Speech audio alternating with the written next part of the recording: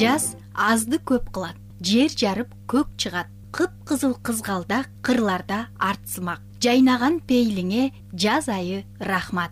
Жаз айынын соңунда өлкөнүн бардык талаларында кызгалдактар гүлдөйт. Көз жоосун алган гүлдүү тала жыпар жытка аңкып, айрыкча шаар тургундарынын маанайын көтөрүү менен кызыгуусун арттырат. Аталган гүл ысыкты сүйөт эмеспи? Ошондуктан учурдагы аба ырайы абдан ыңгайлуу шарт түзүп, тала түздүн баарын кызгалдак каптап жаткан чагы.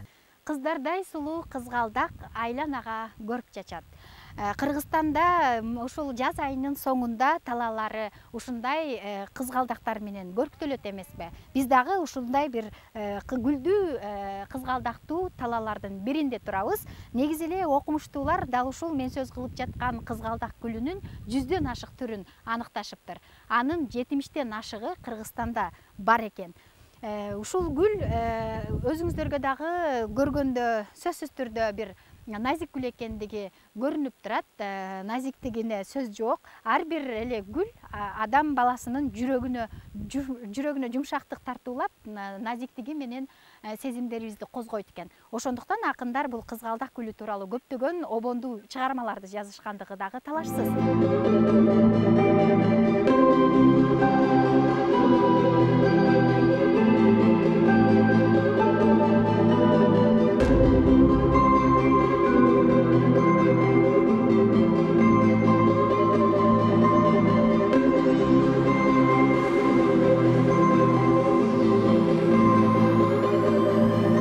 Жергиликтүү тургундардын айтымында бул жерге күнүнө миңдеген киши үй бүлөсү, жоро жолдоштору менен келип, эс алып, кызыл көйнөк кийип, адамды суктанткан талаада сүрөткө түшүп кайтышы адатка айланган. Кызгалдак гүлдөрү 1 айга жакын убакыт гана гүлдөйт. Учурда кызгалдактар ачылып, көрк бергенине 2 жумага чамалады. Тилекке каршы алар аз эле убакыт, тактап айтканда 1-2 апта гана гүлдөйт.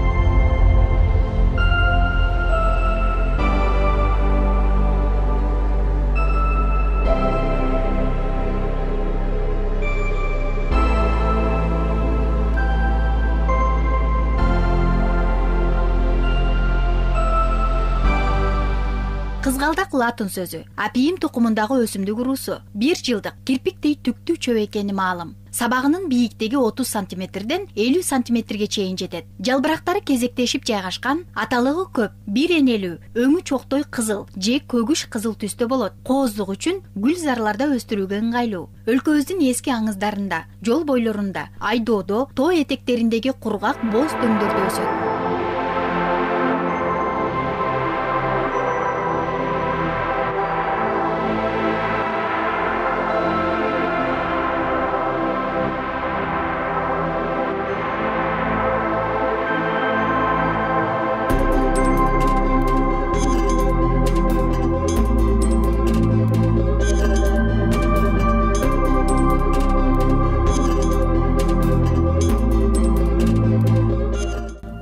Арстанова, Жакшылык Идрис уулу, Кутман таң программасы.